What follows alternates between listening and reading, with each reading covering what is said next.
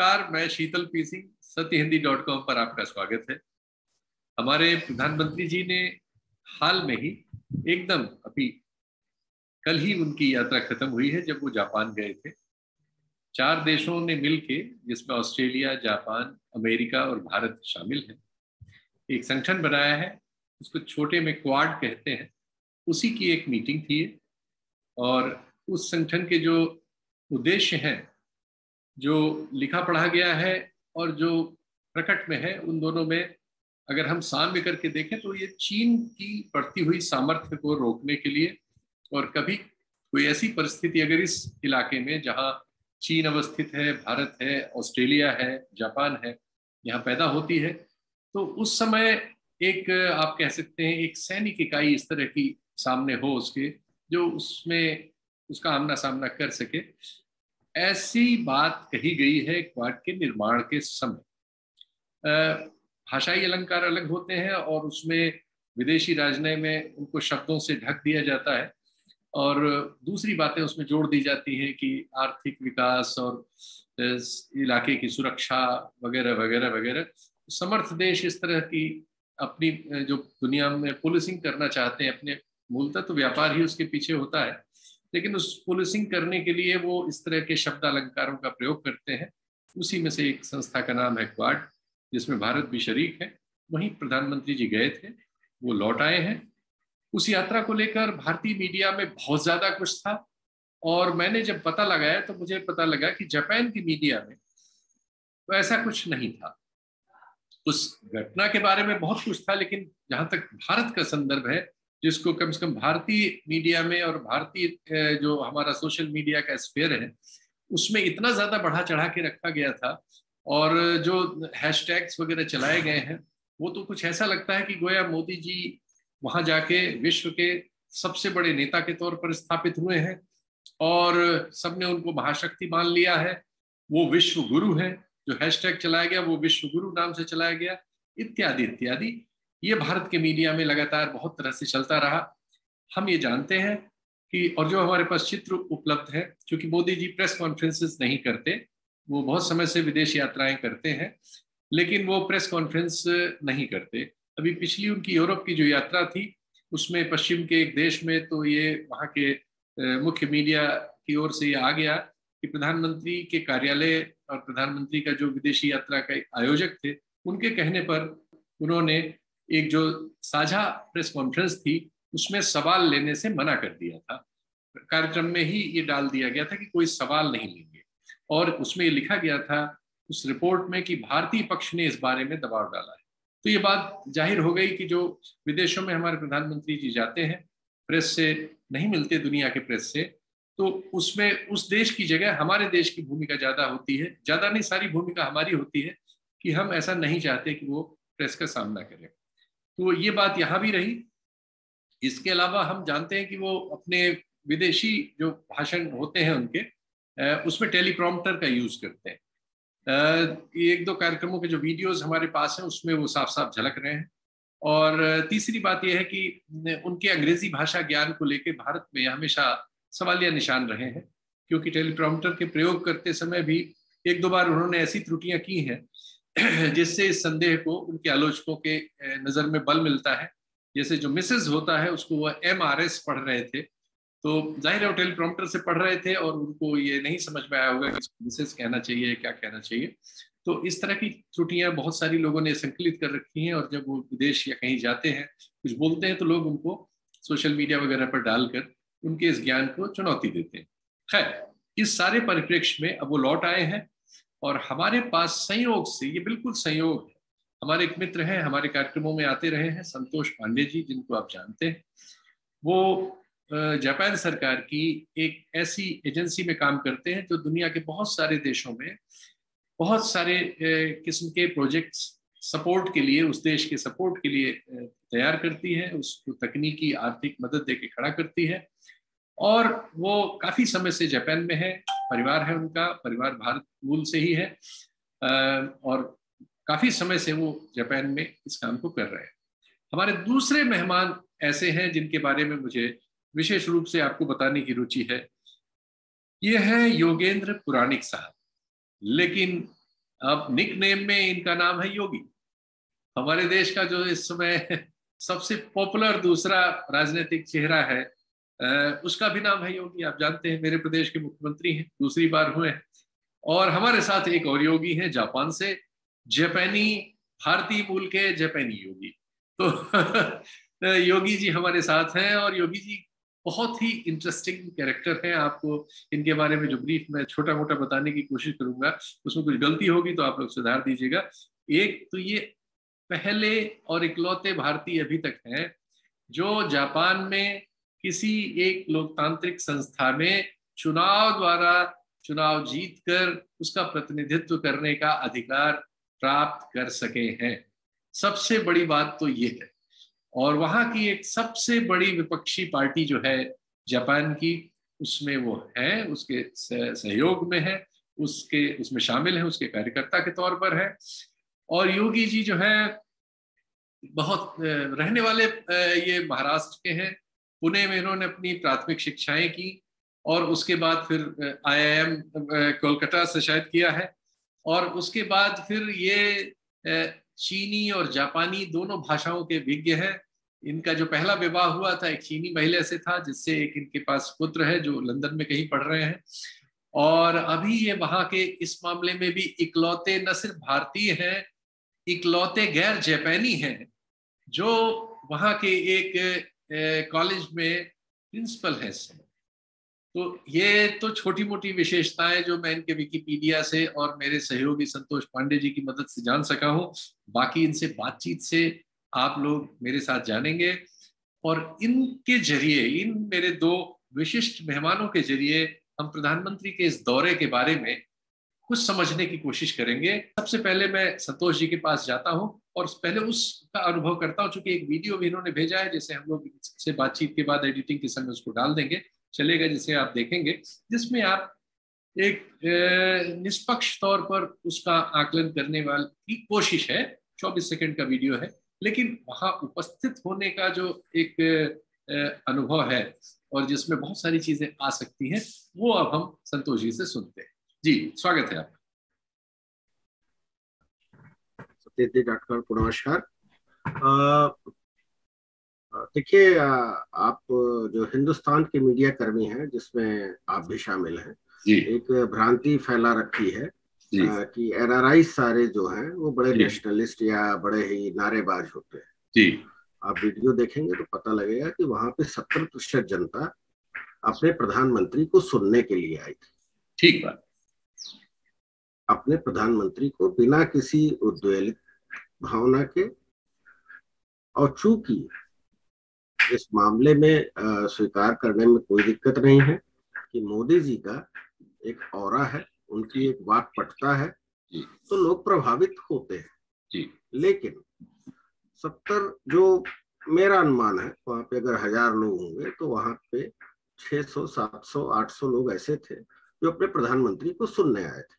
ठीक बात। और हम आभारी भी हैं दूतावास के कि जिन्होंने हमें बुलाया और हम गए। उन्होंने क्या कहा, क्या नहीं कहा, ये तो मुझे लगता है आपको भारतीय मीडिया के जरिए पता भी लग गया होगा, उसमें मुझे कुछ कहने की जरूरत नहीं है। लेकिन बेसिकली हम पढ़े लिखे लोगों की जमात चिल्लाने वालों की नहीं है। आप जो वीडियो मैंने भेजा है उसमें आप देखेंगे 70 से 75% लोग हाथ बांध के अपने प्रधानमंत्री का स्वागत कर रहे हैं। चिल्लाने वाले कौन लोग हैं, कौन नहीं है, इसका अंदाजा आप खुद ही लगाइए, मैं क्या कहूँगा इस पर।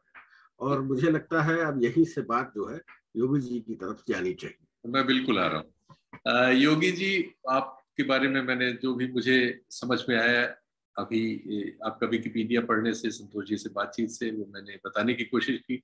उसमें निश्चित तौर पर वो आपको प्रतिनिधित्व नहीं कर सकेगी, क्योंकि आप वहाँ हैं और आप अपने बारे में जाहिर है बेहतर ही जानेंगे। तो वो बताते हुए इसी सवाल को मैं आप तक रख रहा हूँ। ये हमारे प्रधानमंत्री जी का जो वर्तमान दौरा था, इसको आप 22 साल से 24 साल से जापान में रहते हुए और इस तरह की अपनी भूमिका रखते हुए आपने इसको कैसे देखा?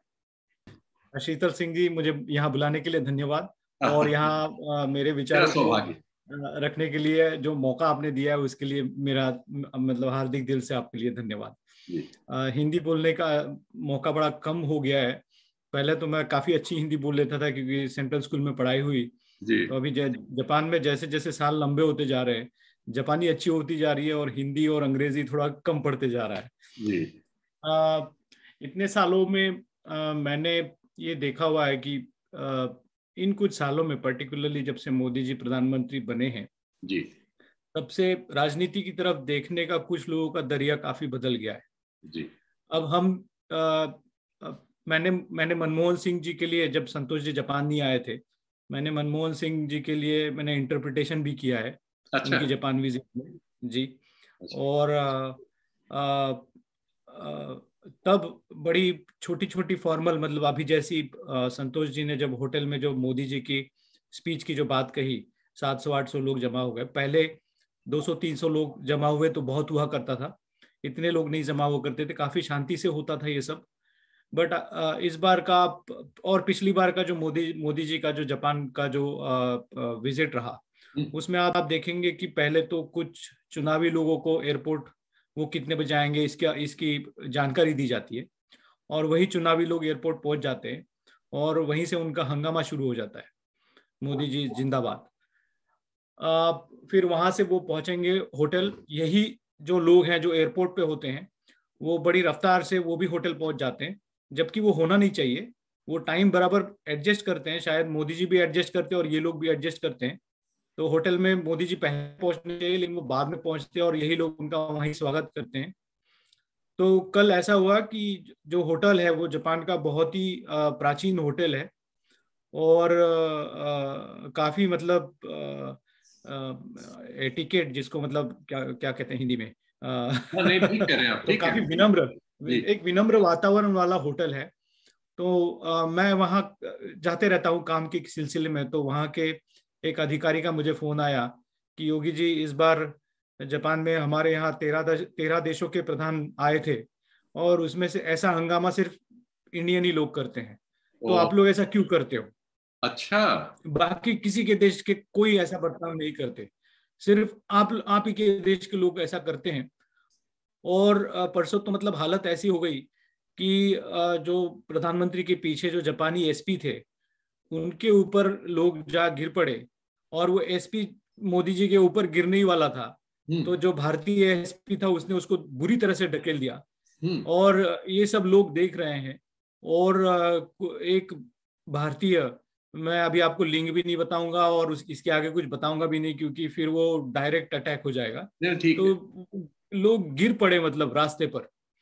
तो इस तरीका जो माहौल बन रहा है वो मुझे मतलब बड़ा दुर्भाग्यवश माहौल लग रहा है। जबकि हम भारतीय लोगों का जापान में, हमारे भारतीय लोगों की जापान में जो प्रतिमा है वो काफी आज शुद्ध प्रतिमा है, और अगर हम लोग ऐसे ही बर्ताव करते रहेंगे तो ये मलिन होते जाएगी।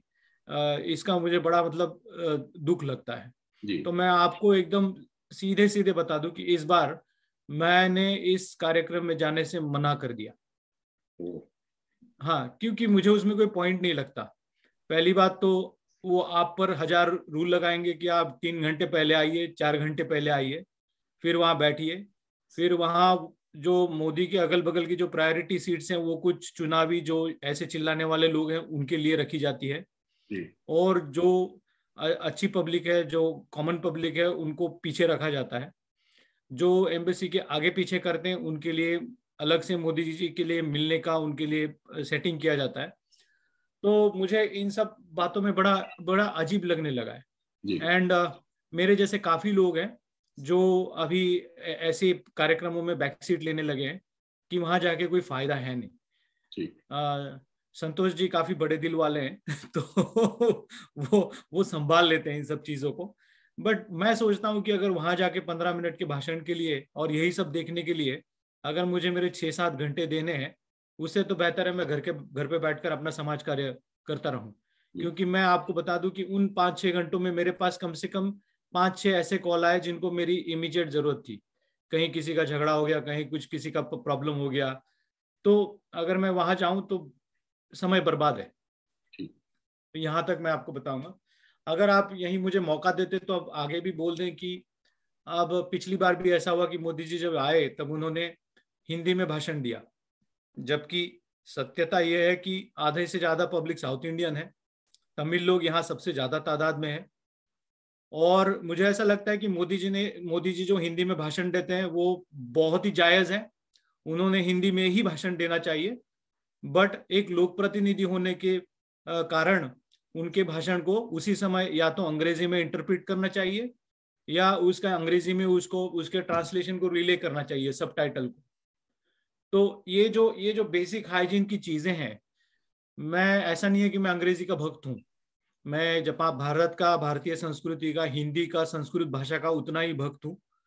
और लेकिन हमारा देश अभी इस स्टेज पे आया नहीं है कि सभी लोग हिंदी जान सकते हैं और प्रधानमंत्री क्या बोल रहे हैं उसको समझ सकते हैं। तो लोगों में एक काफी जो अविश्वास की भावना पैदा हो जाती है। पिछली बार भी मैंने इसको काफी करीब से देखा, मेरे अगल बगल के कुछ लोग तो बिल्कुल उठ के जाने के लिए तैयार हो गए थे कि ये क्या हो रहा है, हम लोग यही सुनने आए हुए हैं क्या। अगर आप इसी को दोहराते हो, और ये चीजें हमने एम्बेसी को भी बताई थी, अगर आप इसी को दोहराते हो तो हमारे देश में मतलब एक होने का कोई नाम ही नहीं लेगा मतलब। तो मुझे मुझे ये कुछ चीजें हैं जो ठीक होनी चाहिए, वो ठीक नहीं हो रही है, इसका मुझे बड़ा ही दुख लगता है। जी अच्छा, कुछ बता रहे हैं? हाँ संतोष जी। जी ये जो आखिरी वाक्य कहा योगी जी ने जी भाषा के संबंध में, जी इसी पे मुझे एक संस्मरण याद आ गया। जी मैं जायका के संदर्भ में घाना के प्रधान मतलब राष्ट्रपति या प्रधानमंत्री आए थे, आज से 2 वर्ष पहले की बात है, मैं थोड़ा याद नहीं आ रहा वो प्रधानमंत्री थे या राष्ट्रपति थे जी, और तकरीबन 600 लोग जी उस बिजनेस हॉल में थे। जी, वो जो बोल रहे थे उसके साथ साथ सबको एक माइक दिया गया था, वो कान में लेके एक ट्रांसलेशन काम कर रहा था। जी तो ये बहुत ही मतलब इंटरप्रेटर वहां मौजूद थे। 700-800 लोग की भीड़ के बीच में घाना के जो राष्ट्रपति थे, अब चूंकि मैं यहाँ के सरकारी प्रोजेक्ट्स में काम करता हूँ जायका के, तो मैं भी आमंत्रित था। तो वो अंग्रेजी और जापानी भाषा दो का साइमल्टेनियसली अनुवाद हो रहा था और इंटरप्रेटर वहां पे कर रहे थे। तो योगी जी ने बहुत अच्छा, साथ में यही बताता चलूं, योगी जी ने एक यहाँ पे एक फोरम के प्रेसिडेंट है, उसका नाम है Ajay, all Japan Indian association. और ये चीजें बड़ी ही प्राथमिकता से, भाषा का एक बड़ा सेंसिटिव मुद्दा है। ये तो बड़े मॉडरेट होकर कह रहे हैं कि तमिल भाषा के हैं, लेकिन केवल तमिल भाषा नहीं, केरला के भी लोग हैं, कन्नड़ा के भी हैं, और साउथ इंडिया के अगर आप देखेंगे इस पूरे यहाँ पे ज्यादातर टेक्निकल फील्ड्स के लोग के हैं।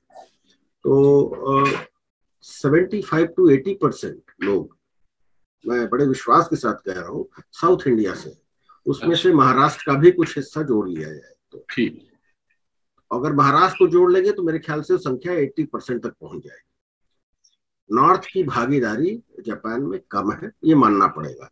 तो एक बड़ा छोटा सा है, एक इंटरप्रिटेशन तो रखा ही जा सकता है, इतने पैसे खर्च होते हैं। अगर इंपीरियल होटल के पीकॉक रूम को बुक किया जा सकता है तो 4 इंटरप्रेटर्स भी रखे जा सकते हैं। तो मैं इस बात में योगी जी से फुली एग्री करता हूँ। अब आगे कृपया आप, ये मैंने कहा था मैं एज ए रिजॉइंडर में ही आऊंगा, तो अब अगला सवाल योगी जी। मैं योगी जी ये पूछना चाहूंगा कि हमारे प्रधानमंत्री जी का मेरा ख्याल है 7वां-8वां दौरा होगा जापान का, ये जब से नहीं मोदी जी का, क्या कुछ 5वां होगा, 5वां होगा। वो दो साल में एक बार कम से कम आते हैं और फिर बीच में कभी आ जाते हैं, तो मेरे ख्याल से 4था-5वां होगा जी। अच्छा, तो मेरा ये जानना है कि जैसे प्रधानमंत्री जी गए और जैसा हमारे यहाँ मीडिया में दिखाया गया, उससे जो छवि बनती है, हालांकि मैं जानता हूँ उसमें बहुत सारी चीजें, उनमें वो तथ्यों वगैरह का इस्तेमाल करते हुए नहीं मिलते हैं, उनका कोई जिक्र भी नहीं करते, इसलिए आपसे पूछना पड़ रहा है कि वहाँ के अखबारों में इनके इस दौरे के बारे में, वहाँ के मीडिया में, वहाँ के टेलीविजन में, वहाँ के अखबारों में, वहाँ सोशल मीडिया में इस दौरे में हमारे प्रधानमंत्री जी के बारे में आपको क्या क्या कहाँ कहाँ देखने को मिला और कितना? जी, जापानी आप न्यूज़पेपर मतलब जो समाचार पत्र जो है उसमें देखिए तो खास करके कहीं कुछ मुझे देखने को नहीं मिला। मैं जापानी समाचार पत्र रोज देख ही लेता हूँ और मतलब उसमें कोई उनकी तस्वीर अच्छी खासी छपी हुई है ऐसा वगैरह हुआ नहीं। वैसे बाइडेन जी आए इसलिए बाइडेन जी की तरफ ज्यादा ध्यान था पूरा मीडिया का। और अगर आप टेलीविजन के बारे में कहेंगे तो टेलीविजन पे भी मोदी जी के बारे में उतना कोई उल्लेख रहा नहीं। इनफैक्ट मुझे ये देखकर बड़ी हैरानी हुई कि मोदी जी जब स्टेज पर बाइडेन जी और ऑस्ट्रेलिया के प्रधानमंत्री और जापान के किशिदा जी के साथ जब चारों मिलकर खड़े हुए तो वो हाथ उठाने के लिए भी उनकी तरफ देख रहे हैं कि मैं हाथ कब उठाऊं, और हाथ नीचे करने के लिए भी उनकी तरफ देख रहे हैं मैं हाथ कब नीचा करूं। तो ये जो मोदी जी की थोड़ी परिस्थिति रही, मुझे इस बार मोदी जी को देखकर थोड़ा सा मैं अचंभित हुआ कि उनमें वो डैशिंग स्टेटमेंट जो उनमें नॉर्मली नजर आता था वो इस बार नजर नहीं आया। और मीडिया ने उनके बारे में बिल्कुल कुछ भी इंफॉर्मेशन यहाँ दी नहीं हुई है। सिर्फ एक इंफॉर्मेशन जो दी और जो उनकी क्लिप जो टीवी पर आई, वो टीवी पर जो क्लिप आई वो भी आई तो वो जो अपनी फ्लाइट से जब उतर रहे थे जापान पहुंचने के बाद, मेरे ख्याल से उतनी एक क्लिप उनकी यहाँ आई। और फिर मीटिंग में बैठे हुए बट वो कुछ स्टेटमेंट दे रहे हैं, स्टेटमेंट देते वक्त की उनकी एक भी क्लिप मैंने टीवी पर नहीं देखी। मैं नॉर्मली यहाँ न्यूज को काफी अच्छे से फॉलो करता हूँ। तो और मीडिया ने सिर्फ इतना ही स्टेट किया कि मोदी को रिस्पेक्ट देते हुए इस बार क्वाड में रशिया के ऊपर कोई स्टेटमेंट नहीं दिया गया। इतनी बात हुई, इतना बोला गया। अब इसमें से उनको क्या बताना है, दुनिया को क्या मैसेज देना है या उनके सुनने वालों को क्या मैसेज देना है, मुझे पर्सनली ऐसा लगा कि ये थोड़ा नेगेटिव मैसेज है कि भाई भारत अभी भी रशिया की तरफ झुका हुआ है। मुझे बड़ा पॉजिटिव मैसेज नहीं लगा ये। और मतलब मेरा और पर्सनली मैं बताऊं, मेरे व्यक्तिगत रूप से मैंने इस बार किसी भारतीय चैनल को मैंने अपना इंटरव्यू नहीं दिया। सिर्फ मैंने जापानी चैनल को इंटरव्यू दिया और मैंने यूट्यूब पे डाला हुआ है, क्योंकि वो लोग ऐसा ही है कि मैंने देखा हुआ है कि भारतीय चैनल का कि आप उनको कोई स्टेटमेंट दो और वो उसका बराबर उल्टा इस्तेमाल करके वो कुछ और ही न्यूज़ बनाते हैं। तो इस बार मैंने एक भी देसी चैनल को इंटरव्यू नहीं दिया। तो ये मेरे ख्याल से संतोष जी भी यही कहेंगे कि यही परिस्थिति इस बार यहाँ नजर आई। संतोष जी, वैसे तो मैंने योगी जी से सवाल कर ही लिया, लेकिन आपसे भी यही सवाल फिर से करना चाहता हूँ कि मीडिया ने हमारे प्रधानमंत्री जी के इस दौरे को जापानी मीडिया ने किस तरह से रिप्रेजेंट किया, हमारी उपस्थिति आपने क्या देखी? जापानी मीडिया में एक मेरा जो सबसे बड़ा सोर्स है जापानी मीडिया का, वो मेरा बेटा है और मेरी पत्नी है, क्योंकि इन दोनों को जापानी भाषा आती है। तो अब एक तो उसमें जो एक व्हाट्सएप ग्रुप है जो हिंदुस्तानियों के बीच में है, मैं उसको भी एक मीडिया कहूंगा, भले ही उसकी धारणा चाहे लोगों ने नेगेटिव फैला रखी है। तो हिंदुस्तानियों जो जापान में रह रहे हिंदुस्तानियों के बीच में काफी उत्साह दिखा। सब लोगों ने अपनी सेल्फीज और ये सब जो है वो शेयर कर रहे थे। लेकिन थोड़ा सा दुर्भाग्य के साथ मैं कहूंगा हमेशा, मैं एक कदम आगे जा कहूंगा योगी जी से। ये तो क्वाड में थे कि भाई 3 विकसित देशों के मतलब राष्ट्रपति या प्रधानमंत्री आ रहे थे। मतलब USA number 1 economy, Japan number 3 economy, Australia भी कितने नंबर पे है मुझे याद नहीं, लेकिन 4, 5, 6 पे तो होगा ही होगा। तो ठीक है, एक बार माना जा सकता है कि हमारी तो अभी 3 ट्रिलियन की इकोनॉमी पहुंची है, 2.86 है शायद या 2.96 है। हाँ, इतना ही है, लेस देन 2 नहीं है। तो ठीक है, मैं इस पे तो कंसेशन दे सकता हूँ कि 4 बड़े लोग हैं तो उसमें इंडियन प्राइम मिनिस्टर को कम दिखाया जा रहा है या बहुत कम दिखाया जा रहा है। लेकिन इस बात की तस्दीक योगी जी करेंगे कि पहले जब अकेले भी आए थे मोदी जी यहाँ पे, तो मैंने किसी जापान टाइम्स में शिनबुम, जो यहाँ के प्रिंट मीडिया की बात मैं कर रहा हूँ, मतलब कहीं किसी कॉलम के एक हिस्से में ही रहता था। अच्छा। और अफसोस लगता था। हाँ जी। अच्छा। अब रही बात उस दिन के प्रोग्राम में, तो उस दिन के प्रोग्राम में 4-5 टीवी चैनल्स ने अपने प्रतिनिधि यहाँ पे भेजे थे, और चूंकि मैं उस हॉल में मौजूद था जहां पर उनका भाषण हुआ, और जाने के बाद वो टीवी चैनल्स वाले वहां पे थे, और उन सब का कवरेज आपने देखा ही है, क्या है क्या नहीं है। कोई उसमें सार्थक बातचीत कि भाई इस बाइलेटरल या क्वाड से क्या निकल के आया है जो भारतीय जनता को बताया जाए। अगर आपको लगे तो शीतल भाई साहब, आप मुझे जो है उसका लिंक भेजिएगा, मैं भी जानने की कोशिश करूंगा कि भाई ऐसा कुछ हुआ है तो ठीक है। मीडिया था यहाँ पे, इंडियन मीडिया था।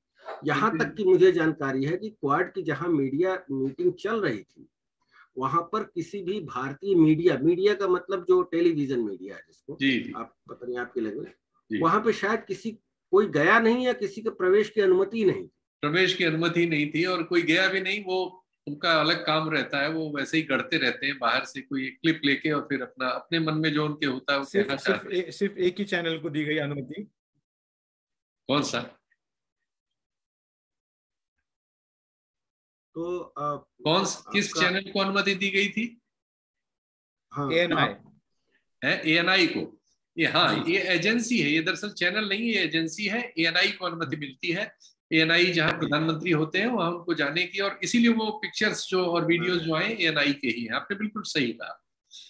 एक तो योगी जी ये तो हो गया। ये जहां तक इस क्वाड नाम की चीज का सवाल है, क्वाड में जो 4 देश हैं, अमेरिका की पर कैपिटा इनकम करीब $65,000 है, ऑस्ट्रेलिया की करीब $52,000 है पर कैपिटा, जापान की करीब 32-34 हजार के बीच है कहीं, और भारत की 2000 से भी कम है। 2000 बिल्कुल। तो इनमें ऑस्ट्रेलिया की आबादी भी बहुत कम है, जापान की जरूर 11-12 करोड़ है मेरा ख्याल है, आप लोग ज्यादा सही जानते होंगे। अमेरिका 32-33 करोड़ है। भारत है जो 1 अरब 40 करोड़ के आसपास हो जाएगा जब भी गिनती हमारे सामने आएगी जी। तो इस स्क्वाड में भारत का रोल, मुझे इन आंकड़ों के जरिए जब मैं देखता हूं, एक आंकड़े का देखने का तरीका वो है कि हम देखें कि भारत भी 3 ट्रिलियन की इकोनॉमी हो रहा है, लेकिन 140 करोड़ के साथ 3 ट्रिलियन होना और 5-6 करोड़ के साथ 3 ट्रिलियन होना, यह ऑस्ट्रेलिया की आबादी तो बहुत ही कम है, और उसमें जो है उसके हिसाब से 100 मतलब करीब 1.5 ट्रिलियन होना, ये तो बहुत फर्क है ना। कि 140 करोड़ के साथ अगर हम 3 ट्रिलियन हो भी जाते हैं तो इसका क्या हमारा यूज इस क्वाड में, मुझे ये लगता है सिवाय मैन पावर प्रोवाइड करने के, या यूं कहे अगर कभी लड़ाई हुई, हाइपोथेटिकेशन है, तो उसमें जो जैसे आज यूक्रेन के लोग मारे जा रहे हैं उस लड़ाई में, जो लड़ाई संभवतः ऐसे आलोचना है कि प्रायोजित की गई थी पश्चिम द्वारा रूस को कमजोर करने के लिए, और उसमें जो शहादत हो रही है या तो रूसियों की हो रही है या यूक्रेनियों की हो रही है, लेकिन जिन्होंने उस लड़ाई को प्रायोजित किया वो तो सुरक्षित है। तो अगर ऐसी कोई परिस्थिति आती है तो भारत का रोल इसमें, क्योंकि मुझे लगता है कि जो अंतरराष्ट्रीय राजनीति का जो पटल है उसके ऊपर भारत अभी तक इतना कोई दबावपूर्ण अपनी प्रति बना नहीं पाया है, और उसके लिए समय लगेगा। मतलब हम लोगों ने गए 100, 200, 300 सालों में जो कुछ हमारा लूट चुका है, वो स्टेज अभी आना तो बहुत दूर है। उसके कारण काफी कुछ कारण है, लेकिन सबसे महत्वपूर्ण कारण अगर उसका दिया जाए तो हम भारतीय लोगों में जो एकात्मता नहीं है, ये उसका सबसे बड़ा कारण है। एकात्मता जो लोकजन है भारत के, उनमें भी नहीं है, और हमारे जो नेता लोग हैं उनमें उससे ज्यादा नहीं है, और उनमें अपने देश के प्रति जो एक भक्ति होनी चाहिए वो भी उनमें नजर नहीं आ रही। मतलब आप अगर जापानी राजनेताओं को देखें या अमेरिकन राजनेताओं को देखें, वो बाहर जाके कुछ भी करे लेकिन अपने देश में वो अपनी देशभक्ति को बिल्कुल जानकर ही अपनी हर कोई कार्य को करेंगे। तो ये एक बहुत बड़ा डिफरेंस है जिसकी वजह से हम लोगों को रिस्पेक्ट नहीं मिलता है। अंतरराष्ट्रीय जब बात आती है तब हम लोग को हरदम नीचे दर्जे से ही देखा जाता है। लेकिन मैं आपको ये भी बात बता दूं कि जब से मोदी जी प्रधानमंत्री बने हुए हैं, भारत का नाम काफी जगह अच्छे इस रूप से उछाला जाता है। काफी भारत को पीआर मिला हुआ है, मीडिया अटेंशन मिला हुआ है। देखिए कि मतलब उन्होंने शिंजो आबे के साथ जो दोस्ती की, उनको लेकर काशी के घाट पर पहुंच गए, उन्हीं से पैसा लेकर काशी के घाट का नवनिर्माण किया, उन्हीं के पास पैसा लेकर काशी में अब कचरा जो जलाने की जो एक यंत्र प्रणाली है उसको बिठा दिया। काफी अच्छे से काम कर रही है। और ये सब चीजें करते हुए एक काफी अच्छा मीडिया का अटेंशन भारतीयों को मिला, नहीं मिला ऐसा नहीं है। अब इस क्वाड की बात को देखा जाए तो मुझे लगता है कि अमेरिका और जापान का हरदम ही ये उनका एक काम करने का ऐसा दरिया रहा है कि दूसरों के कंधे पर बंदूक रखो और नेम लगाओ। तो अब अगर उनको चीन से पंगा लेना है तो अमेरिका तो सीधे सीधे पंगा नहीं ले सकता। कर करके ये कर सकता है कि उन्होंने जो मैन्युफैक्चरिंग के चाइना में जो बेस लगाया है उनको बंद कर दे, जो इमीडिएटली कर नहीं सकते, क्योंकि मैन्युफैक्चरिंग के लिए रिसोर्स भी चाहिए, लोग भी चाहिए। लोग चाहिए जो काम करने के लिए तैयार हो, यूएस में है नहीं। और दूसरी बात है कि अगर जापान को पंगा लेना है तो जापान का भी उतना तो पंगा बनता नहीं है, और जापान की भी उनके ऊपर डिपेंडेबिलिटी तो है। अब इस हिसाब से देखा जाए तो शायद ऑस्ट्रेलिया ही थोड़ा सा पंगा ले ले बाहर बैठ के, लेकिन फिर भी उनका भी बॉर्डर देखा जाए तो पंगा लेने का वो भी उनका ज्यादा हक बनता नहीं है। तो हक किसका बनता है? तो भाई इंडिया का बनता है। अब हम लोग इतिहास में थोड़ा सा पीछे लौट जाएं, इंदिरा गांधी के काल में तो अमेरिका ने श्रीलंका में बेस बैठाने की कोशिश तो की, रशिया ने जिसको लाइक नहीं किया। फिर इंदिरा गांधी ने एलटीटी का कार्ड खेला और अमेरिका को वहां से भगा लिया। तो अमेरिका, आप देखा जाए तो अमेरिका ने मतलब सऊदी अरेबिया में अपना बेस बना के रखा है ताकि थोड़ा मिडिल ईस्ट में ताकत बना रखे। ओकिनावा में एक बेस बना के रखा है ताकि पैसिफिक में थोड़ा सा ताकत बना रखे। लेकिन इस चाइना को हैंडल करने के लिए वो कहीं बेस नहीं बना पा रहे, या फिर नॉर्थ कोरिया को भी हैंडल करने के लिए वैसे कहीं बना नहीं पा रहे। और अगर चाइना को हैंडल भी करना है तो उनके ट्रेड रूट पे कंट्रोल करना, मेरे ख्याल से आप जैसे बिजनेस की बात कर रहे थे, तो ट्रेड रूट पे कंट्रोल करना, इंडियन ओशियन में का जो सबसे बड़ा ट्रेड रूट है उसको अगर कंट्रोल अमेरिका कर पाए तो यही उनका मेरे ख्याल से ध्येय है कि भारत के साथ, भारत को इस क्वाड में खींचे कुछ भी करके, और ये जो सारा इंडियन एशियन ओशियन का जो ट्रेड रूट है उसको कैसे कंट्रोल करे और उसमें कैसे चाइनीज ट्रेड के ऊपर पुलिसिंग करे, या फिर क्या ट्रेड हो रहा है इसके ऊपर ध्यान रखे, जिसकी आज तक उनको हवा नहीं लगती है काफी केसेस में। तो मेरे ख्याल से भारत का वो ऐसा फायदा लेने की कोशिश कर रहे हैं। कल मैंने यहाँ के टेलीविजन पे भी बताया कि यहाँ का टेलीविजन ये कभी नहीं बताता कि भारत रूस का साइड क्यों लेता है। ये यहाँ का टेलीविजन कभी नहीं बताता। जापानियों को कोई हवा नहीं है कि भारत जब यूनाइटेड नेशंस में रशिया के लिए करता है वोट तो क्यों करता है। और इसका कारण भी यही है कि ये लोग ऐसी डाइल्यूट चीजों को लोगों के सामने रख के लोगों का एक ढंग का ओपिनियन, लॉजिकल ओपिनियन भी फॉर्म करवाना नहीं चाहते। तो अब आप भारत का फायदा देखिए, तो मैं भारत को समझ नहीं पा रहा हूं। भारत कहता है कि अभी हम लोग मेक इन इंडिया करेंगे। अब भारत के पास पैसा भी है, भारत के पास लोग भी हैं। भारत चाहे तो हम लोग रोजमर्रा की चीजों को तो इन्वेंट ही कर ले, इन्वेंट करने की जरूरत भी नहीं है। रोजमर्रा की चीजें तो हर जगह बन रही है, उन्हीं चीजों को आप भारत में बनाना शुरू कीजिए। आप चीन में जाइए, अब पहले तो फोल्क्सवैगन की कारें बनती थी, अब सारी चीन की लोकल कारें ज्यादा बिकती हैं। आप चीन कहीं से टीवी कोई इंपोर्ट नहीं करता, चीन कोई वॉशिंग मशीन इंपोर्ट नहीं करता, चीन कोई माइक्रोवेव इंपोर्ट नहीं करता, सब उनका लोकल बनता है।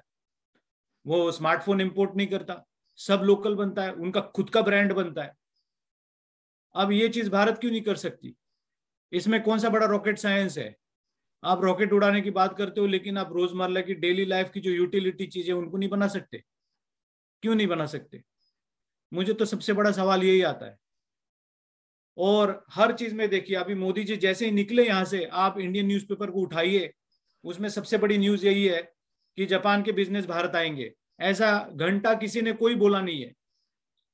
किशिदा ने तो बिल्कुल बोला नहीं है। आबे सन एक दफा बोले थे, लेकिन वो जितना बोले उतना तो कुछ हुआ नहीं है। और किशिदा सान ऐसा कुछ बोले नहीं है। किशिदा सान बोले कि हम आपको लोन देंगे, जो पिछली बार आए तब बोले। और वो लोन के पीछे भी मतलब जापानी लोन कैसे चलते हैं, मेरे से ज्यादा तो संतोष जी, पता नहीं उनकी जॉब की वजह से वो बोल नहीं पाएंगे, शायद फिर मैं ही बोल दूंगा। आप बोल कि दीजिए। उनके लोन तो इसीलिए चलते हैं कि मैं आपको पैसा दे रहा हूं, लेकिन मैं आपको पैसा नहीं दे रहा हूं एक्चुअली, मैं आपको इन काइंड दे रहा हूं। और मैं जो आपको इन काइंड दे रहा हूँ वो 100 रुपए की चीज है, लेकिन मैं आपको 500 में दे रहा हूँ, 1000 में दे रहा हूँ, और आपको बोल रहा हूँ कि मैं आपको इंटरेस्ट फ्री लोन दे रहा हूँ। तो ये जापान का जो लोन है ना, ये तो बहुत डेंजरस चीज लगती है मुझे। ये जापान का बुलेट ट्रेन आ रहा है, मुझे ये सारी चीजें बहुत डेंजरस लगती है। इसका कैसा इंडियन इकोनॉमी पे आगे भार पड़ेगा? अगर मैं ऐसा बोलना शुरू कर दूंगा तो लोग बोलेंगे कि आपको भारत का क्या बोल रहे हैं उसको, आगे बढ़ावा जो मिल रहा है भारत को, आप तो उसके विरोध में हो। अरे नहीं भाई, हम अंदर से पूरे ही भारतीय हैं। और जितना हम जापान में भारत को उठा के रखते हैं, मैं तो मतलब हिम्मत से बोलूं कि मैं भारत को जितना जापान में उठाता उतना कोई नहीं उठाता। मैं जितना भारत का कल्चर और जितने भारत के मैं स्पीचेस देता हूँ, मैं जाके फॉरेन मिनिस्ट्री में स्पीच देता हूँ, होम मिनिस्ट्री में स्पीच देता हूँ, मेरे जितना यहाँ तो एम्बेसडर भी न दे, कोई एम्बेसडर नहीं दिया आजकल। तो हम लोग भारत को उठा के रखते हैं और हम लोग भारत से प्यार करते हैं, इसलिए हम लोग चाहते हैं कि भारत सही दिशा में जाए। और तो पहली बात तो कि ये जो ओडीए का, ये मुझे बहुत खतरनाक चीज लग रही है। दूसरा कि एफडीआई पे जो भारत का जो पूरा जो क्या फोकस बोलते है, हैं उसको, फोकस है। फोकस है, वो मुझे और एक तरीके से डेंजरस लग रहा है। कि आप सब कुछ मतलब सब कुछ रॉयल्टी है, आप पूरा एफडीआई वालों को दिए जा रहे हो। जो बेसिक चीजें हैं उनकी रॉयल्टी भी आप एफडीआई वालों को दिए जा रहे हो। अब मैं इसका प्लस पॉइंट भी आपको बताता हूँ कि एफडीआई आएगा, एक ओवरसीज कोई प्लांट आएगा जापान में, उसका फायदा भी होता है। मैंने खुद 2 साल जापानी प्लांट में काम किया हुआ है भारत में, 1999 और 2000 में। और मैंने ये देखा कि वो जब भारत में आए, उन लोग ने जापान की जो मैनेजमेंट स्टाइल है, 5S करके है कि चीजों को कैसे साफ सुथरा रखा जाए, चीजों को कैसे जगह जगह पे रखा जाए, प्रोसेस फ्लो कैसे बनाया जाए, उनका पैकिंग कैसा बेहतरीन किया जाए। तो ये जो सब चीजें हैं, मेरी कंपनी जब जापानी कंपनी जब भारत में आई और उन्होंने जब भारतीय वेंडर से छोटे मोटे पार्ट्स बनवाना शुरू किए, मैंने देखा कि भारतीय जो वेंडर थे उनके तो नीचे कंक्रीट का फ्लोर भी नहीं हुआ करता था, मशीनों को रेत पे लगाया जाता था। पार्ट्स बना रहे, वो पार्ट्स को ऐसी फ्लोर पे रख देते थे। तो मेरे जापानी, मैं सच में जापानियों के साथ जाता था, मैं उनको एजुकेट करता था कि आपको फ्लोरिंग करना चाहिए, ये पार्ट्स बड़े, इनको साफ सुथरा रखना चाहिए, ये पार्ट्स कहाँ इस्तेमाल होते हैं वो उनको समझाया करते थे हम लोग। उनको पूरी तरह से ट्रेन करते थे। उनके एम्प्लॉयज के पास तो ढंग के कपड़े भी नहीं होते थे, जूते भी नहीं पहनते थे, ऐसे ही मशीनों पे काम किए जा रहे। लेकिन यही परिस्थिति आज भारत में बहुत बदल गई है।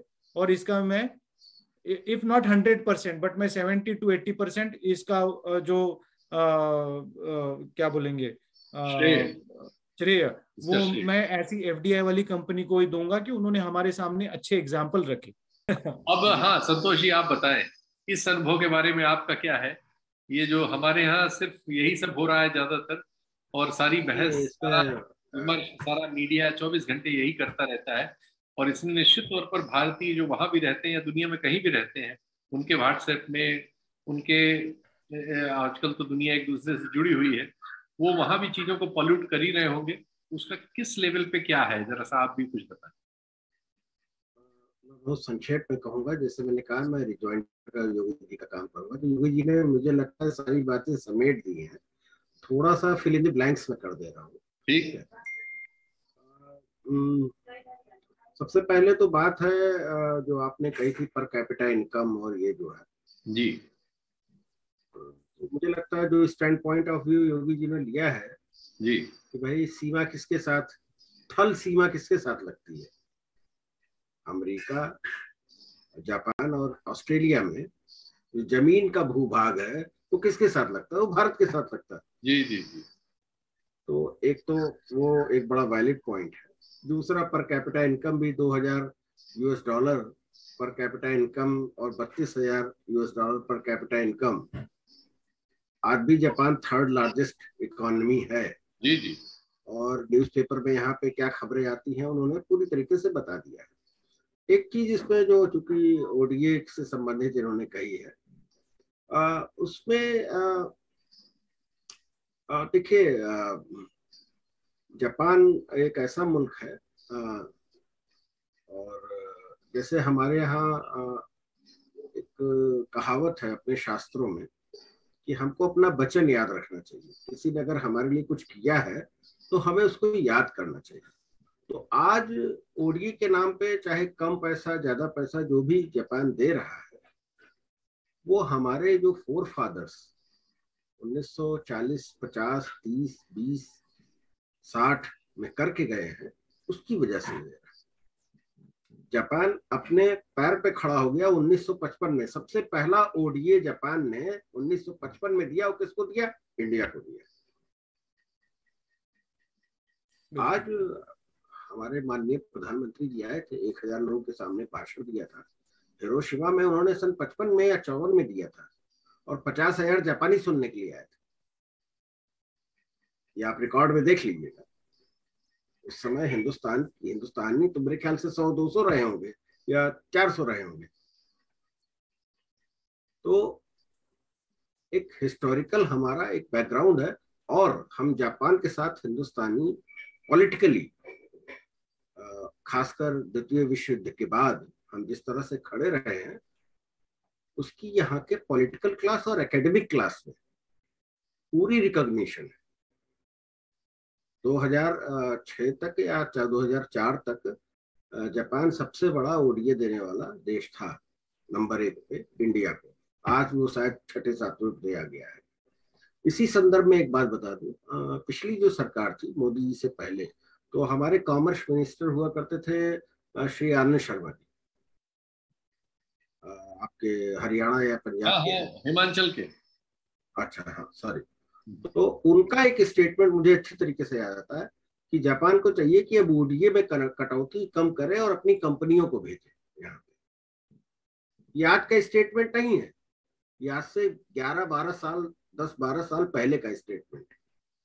खैर, अब चूंकि चाइना की बात हो रही, तो आपको बता दूं, कोविड आया, ये हुआ कि सारी कंपनियां चाइना से शिफ्ट होंगी, इंडिया को क्यों नहीं बुलाया जाए, वियतनाम में क्यों जा रही हैं, ये जा रही हैं। मेरे सर्वे के हिसाब से कुल 2000 कंपनियां, जापानीज कंपनी भारत में काम करती है। उसमें रिप्रेजेंटेटिव ऑफिस भी है, मतलब जिनका प्लांट नहीं है, केवल ऑफिस खोल रखा है, केवल 2000। और चाइना में Japanese company 40,000। Now you can see the difference and gap. आपको क्या लगता है कि जापान क्वाड बना के चाइना के ऊपर हमला कर देगा? नहीं, ऐसा नहीं लगता, लेकिन नहीं, मैं एक बात बता रहा हूँ ना। मैं देखिए, मैं एविडेंस के हिसाब से बात कर रहा हूँ, ठीक है? मैं नैरेटिव या उसके हिसाब से नहीं बात कर रहा हूँ। जिस देश की 40,000 कंपनियां जापान के अंदर मैन्युफैक्चरिंग बेस और ऑफिस बना के बैठी हुई, जापान की चीन के अंदर, हाँ, जापान की चीन के अंदर 40,000 कंपनियां। और ये मैं डेटा 1 साल पहले बता रहा हूँ अपने स्मृति के हिसाब से, ठीक। और इंडिया में 2000। ये सारी उछल कूद करते हुए पिछले 10-20 सालों, 30 सालों। दूसरी चीज, जापान का बेस, मिलिट्री बेस, तो अमेरिका का मिलिट्री बेस जापान में भी जी, अमेरिका का मिलिट्री बेस ऑस्ट्रेलिया में भी जी। इंडिया में है? इंडिया में नहीं है। तो मकसद आप समझ जाइए। समझ गए। अब मुझे इससे ज्यादा कुछ कहना नहीं है, मैं विदेशी मामलों का जानकार नहीं हूँ, ठीक? नहीं, लेकिन अब तीसरी बात पे आ जाता हूँ। बहुत संजीदा इशारा कर दिया। जी। अब तीसरी बात पे मैं आ जाता हूँ इंडिया की हमेशा से पॉलिसी कोई रही है, और जो बहुत अच्छी बात है कि जो काफी हद तक इस मोदी जी ने भी कायम रखी है कि हम स्ट्रेटेजिक मामलों में टेक्नोलॉजी ट्रांसफर की बात करते हैं। उसको सबसे पहले एक हल्का सा झटका लगा था राफेल के सौदे में। केवल जहाज आया, टेक्नोलॉजी नहीं है। आपने एप्पल फोन खरीदा होगा, हर वर्जन का, हर फीचर का अलग से पैसा देना पड़ता है। That is called the American model. Russia के साथ हमारी ऐसी कोई बाध्यता नहीं है। हम मिल के इन्वेंशन करते, भले ही अमेरिका से एक ग्रेड नीचे का हथियार बनाते हैं, लेकिन उसकी सारी टेक्नोलॉजी हमारे पास रहे। बिल्कुल। तो अब इन सब बातों को आप समेटिए। आप तो पत्रकार हैं। क्वाड में 130 करोड़, बस जो आपने पहली बात कही और योगी जी ने कही, 130 करोड़ है ना, ये सारे लोगों को 130 करोड़ मुंडी दिखती है, कंज्यूमर्स दिखते हैं। करेक्ट। आपको क्या लगता है तिब्बत में सर, यूक्रेन की लड़ाई, रशिया की लड़ाई और यूरोप की लड़ाई, हम एशियंस और खासकर साउथ एशियन, जिसमें मैं पाकिस्तान, बांग्लादेश, श्रीलंका, सबको मैं शामिल कर रहा हूं। ये यूरोप नहीं है, ये अमेरिका नहीं है। श्रीलंका आप देख ही रहे हैं, सारी चीजें आपके सामने है। तो ये खाली सबक हमारे हिंदुस्तानियों के लिए नहीं है, ये पूरे साउथ इंडिया, मतलब साउथ एशिया के लिए, साउथ एशिया के लिए, कि हाँ, कि हमें क्या करना है और कैसे करना है। और जो सबसे बड़ी बात है, मैं समेटूंगा, ज्यादा टाइम ले लूंगा क्योंकि आपको योगी जी के पास जाना है। मेन चीज है, देखिए जापान 8 से 10 करोड़ लोगों का मुल्क है। हम यहाँ पे कोई सामान बेच नहीं सकते। यहाँ पे चॉइसेस जो है, आदमी को आप जबरदस्ती यहाँ पे कोई चीज बेच नहीं सकते मार्केटिंग की वजह से। यहाँ पे हर आदमी की अपनी चॉइसेस है, वो उसी क्वालिटी और उसी कैरेक्टरिस्टिक का सामान खरीदता है। जो सबसे बड़ी चीज हम जापान से ले सकते हैं वो है रिसर्च और एजुकेशन। योगी जी अच्छे से बताएंगे कि एक के मुकाबले चाइना के रिसर्च स्टूडेंट के यहाँ की यूनिवर्सिटी में दाखिला कितना है। अगर एक हिंदुस्तानी यहाँ के रिसर्च इंस्टीट्यूट में एडमिशन लेता है तो उसके बरबक्स 100 चाइनीज एडमिशन लेते हैं। और चाइना ने जो भी सीखा है वो कोई बुरी बात नहीं है, सब कॉपी कैट है। यहीं के इंस्टीट्यूट में आए, यहीं से रिसर्च किया, वापस गए। यहाँ पे जो रिसर्च करने वाले चुनिंदा लोग हैं, मेरे ख्याल से योगी जी के सारे संपर्क में हो गए, जितने प्रोफेसर हैं यहाँ, जितने एकेडमिशियंस हैं, वो सब इनके संपर्क में, वो गिनती के हैं, 50, 60, 70, 80, 90। और हर यहाँ पे किसी भी मैरीन इंजीनियरिंग, क्लाइमेट चेंज पे हमारे प्रधानमंत्री जी ने कहा कि भारत ने कमिट किया है कि सन 2007 तक हम 0 एमिशन हो जाएंगे। और जब वो भाषण ये दे रहे थे, उसी समय आसाम में 5 लाख लोग ब्रह्मपुत्र की बाढ़ की वजह से बेघर हो रहे थे। Correct. So how we are going to living in such a paradoxes? हम ये नहीं कह रहे हैं कि हम नहीं कर सकते, हम कर सकते हैं। योगी और जी, मुझे लगता है कि मोदी जी ने जितनी एनर्जी दी है, तो शायद कुछ मिनिस्ट्री या कुछ पॉलिसी मेकर्स, क्योंकि हर काम तो बेचारे वो कर नहीं सकते हैं, उसके लिए उनको उस तरह के लोगों की जरूरत पड़ेगी।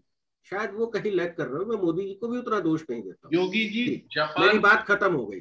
अब योगी जी, जापान में चीन और भारत, जो बहुत अच्छी बात संतोष जी ने बताई थी, कितने चीनी स्टूडेंट्स जापान में पढ़ रहे हैं, कितने भारतीय स्टूडेंट्स जापान में पढ़ रहे हैं, कितने चीनी विशेषज्ञ जापान में काम कर रहे हैं, कितने भारतीय विशेषज्ञ जापान में काम कर रहे हैं, ये जरा सा तुलनात्मक रूप में बताएं आप, क्योंकि वहां आप 24 साल से। जी बिल्कुल। मैं आपको एक बड़ा आंकड़ा देता हूँ। मतलब जापान में अभी तकरीबन जो सारे बिगर जापानी लोग जो हैं, फॉरेनर जो जापान में है, उनका पूरा आंकड़ा मिलकर अभी तकरीबन 30 लाख का है। अच्छा। जिसमें से करीब करीब 20 लाख चीनी है। 30 लाख टोटल है, उसमें 20 लाख चीनी है जी। और भारतीय? और भारतीय टोटल मिलकर 40,000 है। भारतीय 40,000 है और चीनी 20 लाख है जी। ओ। दूसरा एक आंकड़ा आपको बताता हूं कि अभी जापान में जो जापानी नेशनलिटी लेने का जो सिलसिला है, तो साल में तकरीबन 20,000 चीनी लोग जापान की नेशनलिटी लेते हैं। अच्छा। हाँ, जबकि जो भारतीय है वो 1-2 रहेंगे। अब ये अच्छी बात है बुरी बात है, ये हर उसका एनालिसिस अलग होगा। ठीक ठीक। लेकिन इतना बड़ा स्केल यहाँ पे तो भी काफी जगह ऐसा हो रहा है कि चीनी लोग जापान के जो मेन टूरिस्ट स्पॉट है, इनकी काफी सारी कंपनियां हैं, या जहाँ अच्छा पानी पीने के झरने निकलते हैं, ऐसी सारी जमीनों को चीनी लोगों ने पूरा यहाँ दबोच लिया है। क्योंकि जापान में प्रॉपर्टी खरीदने पर, फॉरेनर ने प्रॉपर्टी खरीदने पर कोई रोक नहीं है, फॉरेनर यहाँ प्रॉपर्टी खरीद सकते हैं। और ये डिबेट जापान की पार्लियामेंट में भी आ चुका है कि इस प्रॉब्लम का क्या किया जाए, क्योंकि सबसे बड़ा तहलका तब मचा जब जापान के होक्काइडो एकदम सबसे नॉर्थ है, वहां का एक बहुत ही बड़ा पॉपुलर स्पॉट जो पहाड़ के ऊपर है, वो पूरा का पूरा पहाड़ एक चीनी बिजनेसमैन ने खरीद लिया। तब इनको झटका लगा कि भाई ऐसा कैसा। ओकिनावा में जितने सारे पीने के पानी के झरने हैं, मैक्सिमम चीनी लोगों ने खरीद लिए हैं। वो पानी अब जापान में नहीं आता, वो सारा पानी चीन में जाता है। टैंकर भर भर के ऑफिशियली, उसको जापानी कोई रोक नहीं सकते। तो ये आज जापान में परिस्थिति है। लेकिन ये एक दुर्गति है कि जापान में जो कॉमन पब्लिक है उनको काफी सारी हद तक इन चीजों में इंटरेस्ट नहीं है। और थोड़ा सा मुझे लगता है कि जापानी पॉलिटिशियन जो है वो इस सारी स्ट्रेटेजी में वीक हो गए। एक धड़ाकेबाज जो एक पॉलिटिशियन जापान में होना चाहिए, थोड़ा सा आबे सान, मतलब कोइजुमी सान एक थे, कोइजुमी प्राइम मिनिस्टर जो 2001-2 साल से रहे, 2 टर्म में। हमारे बांग्लादेश और पाकिस्तान के कितने लोग? पाकिस्तान के तकरीबन 25-30 हजार, नहीं हाँ 25-30 हजार लोग, उतना भी नहीं रहेंगे मेरे ख्याल से, 20-1 हजार लोग रहेंगे। और बांग्लादेश के भी उतने ही रहेंगे। सिर्फ आपको लेकिन उसमें एक फर्क बता दूं कि अमेरिका की पॉलिसी की वजह से look Pakistan and to some extent also look Bangladesh, Japan ने एक्चुअली पाकिस्तान और बांग्लादेशियों को काफी रियायत दे रखी हुई है। जब भारतीय जापान में आते हैं तो हमारे वीजा के, हमारे डॉक्यूमेंटेशन का चेक है वो बड़ा स्ट्रिक्ट चलता है। तो नॉर्मली आप देखेंगे कि पढ़े लिखे लोग यहाँ आए हुए हैं, और दूसरा की जो है कि स्किल्ड लेबर आए हुए हैं। भला कि भारतीय लोग थोड़ा पेपर में गड़बड़ कर देते हैं, नकली पेपर बनाएंगे, ये वो करेंगे। अच्छा। थोड़ी तादाद में है वैसे लोग। बट आप अगर पाकिस्तानी और बांग्लादेशी जनता जो जापान में उनको देखेंगे, मैंने आज तक 24 साल में जापान में रहा हूं, मैंने व्हाइट कॉलर पाकिस्तानी और बांग्लादेशी उंगली पे गिन सकते हैं, इतने ही देखे हैं। बाकी सब यहाँ पुरानी कारें बेचने के लिए आते हैं, उनके पुर्जे बेचने के लिए आते हैं। मैंने तो एक बार जापानी की होम मिनिस्ट्री में पूछ लिया कि आपकी जो सेकेंड हैंड कार है वो आप लोग बेच नहीं सकते क्या, आपको इनके लिए पाकिस्तानी और बांग्लादेशी लगते हैं? तो मुझे बोला कि नहीं योगी सान, ऐसा नहीं है, उस तरफ जो कांटेक्ट बनाना होता है उसके लिए हमको इन लोगों की जरूरत पड़ती है। अच्छा। तो बट ये रियलिटी है, इसमें भी संतोष जी और कुछ मतलब बोलना चाहेंगे तो है, लेकिन ये यहाँ की रियलिटी है। थोड़ा सा जापान अपनी स्ट्रेटेजी को गड़बड़ कर चुका है। यहाँ पे जो इमिग्रेंट्स की जो पॉलिसी है वो उसमें काफी गड़बड़ है। मतलब ये लोग कंफ्यूज्ड है कि इनको कैसे तरीके के लोग चाहिए, क्यों चाहिए। और कंफ्यूज्ड होने के वजह से जो नॉन स्किल्ड लेबर की जो नई पॉलिसी खोली है, जो इन्होंने TITP प्रोग्राम वगैरह बोलते हैं, ये प्रोग्राम मतलब यहाँ पर बॉन्डेड लेबर को बुलाने के प्रोग्राम्स है, जो गवर्नमेंट की गलती की वजह से ऐसे प्रोग्राम यहाँ चल रहे हैं।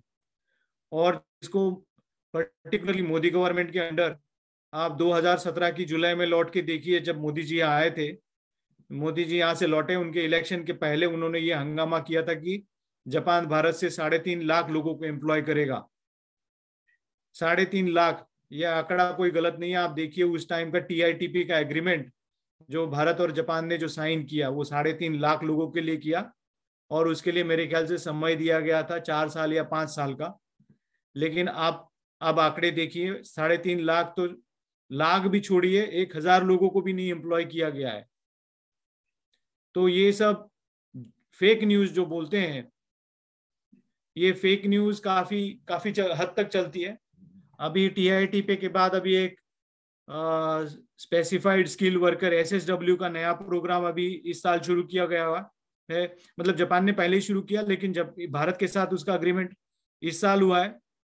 अब इस एग्रीमेंट को लेकर भी भारत में हमारा जो national skill development corporation NSDC, इन लोगों ने फिर वहां गंद मचा रखी हुई है। क्या कर रहे हैं पता नहीं चल रहा है। मैं तो लोगों से सुनता हूं कि जब मतलब अभी जो नॉन स्किल्ड लेबर जो इन प्रोग्राम्स के अंदर जापान आने हैं, उनको जापानी सिखाने के लिए, उनको बेसिक ट्रेनिंग के लिए गवर्नमेंट की तरफ से फाइनेंस प्रोवाइड किया गया है, दिया गया है, लेकिन वो फाइनेंस ना लोगों तक पहुंचता है, ना उनको तैयार करने वाली एजेंसी तक पहुंचता है। उल्टा मैंने तैयार करने वाली एजेंसी से सुना हुआ है कि NSDC के अफसर लोग ही उनसे 50-50 हजार लेते हैं एक आदमी को जापान में भेजने के लिए। तो जैसे ही संतोष जी बोल रहे थे कि मोदी जी, हो सकता है कि मोदी जी अच्छा काम कर रहे हैं, बट जो अगल बगल में जो मशीनरी है वो उनको ठीक से रेस्पॉन्ड नहीं कर रही है।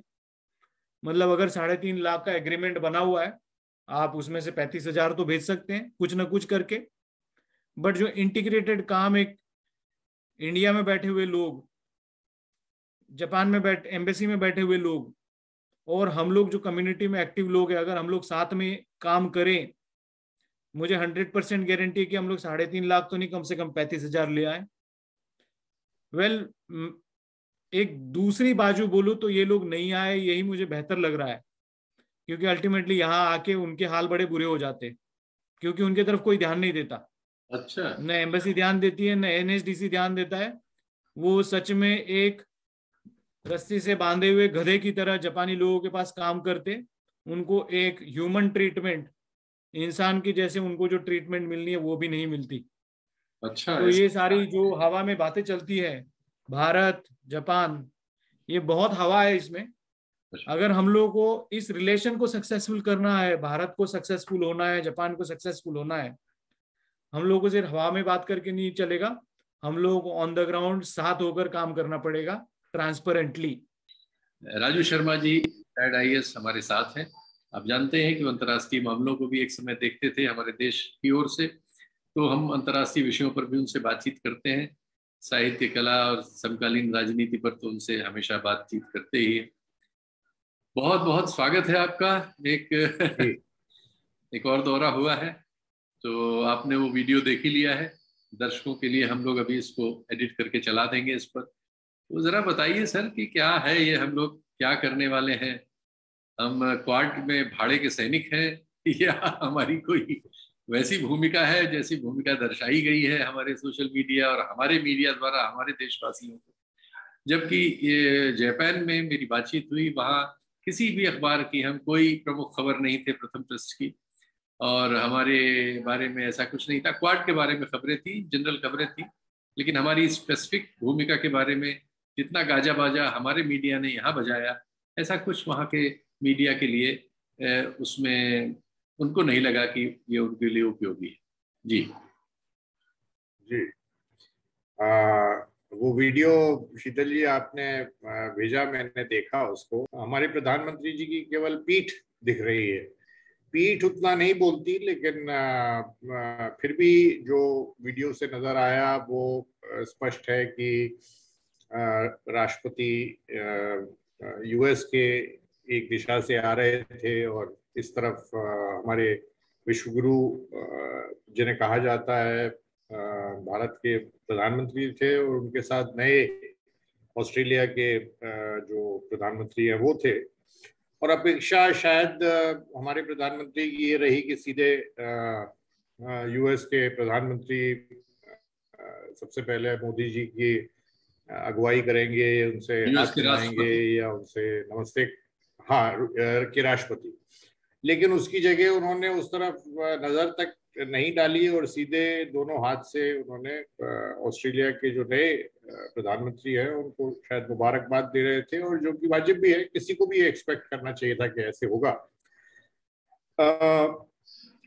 हमारे प्रधानमंत्री को शायद एक ये अकस्मात किस्म की चीज अप्रत्याशित लगी होगी, और उसकी झलकी या उसका प्रूफ तो नहीं कहेंगे, लेकिन कुछ उसका संकेत इस तरह से मिला कि उनको समझ में नहीं आया कि वो क्या करें, तो वो और कुछ नहीं तो ऑस्ट्रेलिया के नए प्रधानमंत्री की बाह को थपकने लगे या सहलाने लगे अजीब तरीके से, ताकि वो उस फ्रेम में बने रहे। तो ये पहली मर्तबा नहीं है, इस तरह के वीडियो हमने बहुत बार देखे हैं, लेकिन उससे पहले मैं क्वाड थोड़ी बहुत बात कर लूं। क्वाड जो कि पूरी तरह से यूएस की पहल है, और यूएस की पहल उस सेंस चीन को लेकर है, वो चीन को वो दुनिया की एक ताकत जो कि यूएस को चुनौती देगी या दे रही है के रूप में देखते हैं, और अपनी प्रभुता जो उन्होंने काफी हद तक पिछले यूएस के राष्ट्रपति के दौरान खोई थी, ट्रंप के दौरान विभिन्न अंतर्राष्ट्रीय संगठनों से वो बाहर निकले थे, और फर्स्ट अमेरिका या अमेरिका फर्स्ट वाला नारा शुरू हो गया था, और दुनिया के यूरोप के जो लोग थे या उनकी जो राजनीति थी, उन्होंने विश्वास यूएस पे करना कम कर दिया था, क्योंकि उनकी पॉलिसीज इतनी तेजी से उलट सुलट हो रही थी। तो इंडो पैसिफिक, ताइवान और इन सब चीज़ों को लेकर, और चीन की जो जी के बाद से जो एक पॉलिसी रही है, और जो उनकी स्टेटमेंट्स वगैरह से, उनके जो चीन वॉचर्स हैं उनके बयानों से निकल के आता है, तो एक तरह से तैयारी, उसके विरोध की तैयारी में क्वाड नामक चीज का सूत्रपात हुआ, जिसके जो कि थोड़ी अजीब किस्म की पहल है, क्योंकि वो एक मिलिट्री पैक्ट भी नहीं है, लेकिन मिलिट्री पैक्ट का आभास देता है। अब एक कुछ आपस में एक इकोनॉमिक कोऑपरेशन का कुछ एग्रीमेंट भी किया है, जो कि एक फ्री ट्रेड एग्रीमेंट नहीं है, लेकिन उसका आभास देता है। तो इस तरह की चीजें उसमें हो रही हैं, और सबसे पहली समस्या तो उसके लिए रूस और यूक्रेन के युद्ध के सामने निकल के आई कि क्वाड के माध्यम से यूएस ये बेसिकली कहने निकले थे कि हम सारी जो लोकतांत्रिक शक्तियां हैं उनको एक तरफ कर रहे हैं, और वो लोकतांत्रिक शक्तियां जो अलोकतांत्रिक बड़ी शक्तियां हैं उनके खिलाफ एकजुट होगी, जिसमें रूस एक तरफ आ गया और चीन एक तरफ आ गया। लेकिन भारत ने के प्रति अपना रवैया अलग रखा। हाल में जो वीट का एक्सपोर्ट न करने का जो एक निर्णय हुआ, उससे भी रूस यूएस सहमत नहीं दिखा। और दूसरी तरफ जो भारत के अंदर भीतर जो हो रहा है, और जो उत्तर प्रदेश के इलेक्शन के बाद लगभग दूनी गति से एक दिशा में होता दिख रहा है 2024 की तरफ जाते हुए, वो छुपी है, न यूरोप से छुपा है न यूएस से छुपा है। तो उनके जो द्वंद्व हैं कि भारत के भीतर क्या हो रहा है और भारत के नेता क्या दर्शाने की चेष्टा कर रहे हैं या क्या अपने आप को दिखाने की चेष्टा कर रहे हैं, उसकी जो एक विरोधाभास है, उसकी एक जो मैं कहूँगा उपहास आत्मक स्थिति है, जिसका उपहास किया जा सकता है, जिस पर हंसा जा सकता है, वो इस तरह के वीडियोस में नजर आती है। इसके अलावा भी कि मोदी जी की अपनी जो खुद की साइकोलॉजी है, जो उनका मनोविज्ञान है व्यक्ति के रूप में, उसका रोल भी इस तरह के क्षणों में दिखाई देता है। फिलहाल आपको इस पूरे आयोजन का आउटकम क्या लगा, जो ये हुआ अभी, इससे क्या निकला आपके हिसाब से? भारत के लिए क्या निकला, दुनिया के लिए क्या निकला? आप वीडियो की बात कर रहे हैं कि क्वाड की जो मीटिंग की लगभग वही निकला जो कि आप भारत के लिहाज से लगभग वही निकला जो वीडियो के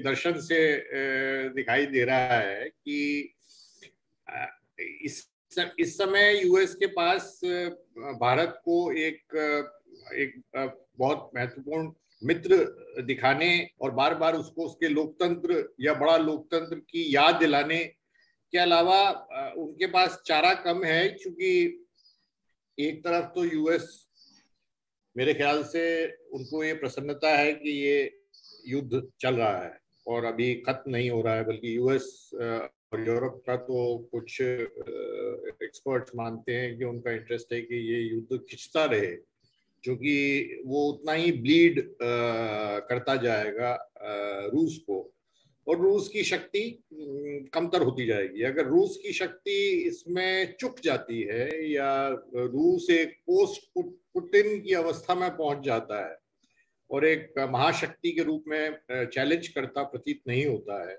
और दूसरी तरफ नेटो का विस्तार हो जाता है, 2 देश तो अब अप्लाई कर ही दी शामिल होने के लिए, और जो सपोर्ट, जो एकजुटता एक तरह से जो बिखर गई थी, एक दोबारा से यूएस और यूरोप के बीच में उपस्थित हुई है। तो अब वो अपनी शक्तियां संकेंद्रित करेगा चीन की तरफ, और विशेष रूप से ताइवान के संबंध में चीन इन सारी उभरती नई घटनाओं को, विश्व घटनाओं को बहुत बारीकी से देख रहा है। हालांकि बीच में जो जी की स्वास्थ्य को लेकर जो खबरें निकली हैं वो जरूर एक पशुपेश की स्थिति पैदा करती है, लेकिन अगर उसको एक तरफ रख दे तो चीन कदम ऐसे उठाना चाह रहा है, ऐसा प्रतीत होता है, जिसमें वो अपने आप को एक दावेदार के रूप में एक दूसरी शक्ति, दूसरा ध्रुव यूएस के खिलाफ प्रस्तुत करे, जिसमें रूस भी उसके साथ हो सामरिक रूप से। हालांकि दोनों के आपस में संबंधों में भी दिक्कतें हैं, तो उसमें भारत की एक भूमिका है, क्योंकि सबसे बड़ा देश इस रीजन में वही है। लेकिन जो मान्यता है, जो आम मान्यता विशेषज्ञों में है, वो ये है कि अगर चीज पैनेपन पर आई, कभी ऐसी स्थितियां आई जहां पर भारत को तात्कालिक जरूरत यूएस की या इन शक्तियों की पड़ेगी कि भाई हमारा, आप मान लीजिए, आप एक क्षण के लिए अगर ये सोचते हैं या ये आप इमेजिन करते हैं कि एक युद्ध की स्थिति बनती है चीन के खिलाफ, तो ये अपेक्षा रखना कि यूएस हमारी तरफ से उतरेगा या सीधा समर्थन करेगा, ये छोड़ देनी चाहिए। वो अपने इंटरेस्ट में, जो यूएस के इंटरेस्ट हैं और कुछ हद तक जो यूरोप के इंटरेस्ट हैं, उनके इंटरेस्ट में भारत को शामिल करके चल रहा है। भारत के पास या तो कोई चारा नहीं है, क्वाड की एक सीमित एग्जिस्टेंस, क्वाड के कोई अभी प्रभावी नतीजे तो कहीं दिखाई नहीं दे रहे, और दिखाई देने की स्थिति भी मुझे नहीं लगता समझ में आ रही है। तो अभी जो बैठक हुई है क्वाड की, वो एक आप समझ लो केवल दिखावे की बैठक के रूप में मैं उसको देखता हूँ। कोई उससे ठोस भारत को एक समर्थन मिला हो या कोई फायदा हुआ हो, मुझे तो दिखाई नहीं दे रहा। सत्य हिंदी का ऐप डाउनलोड करें गूगल प्ले स्टोर पर।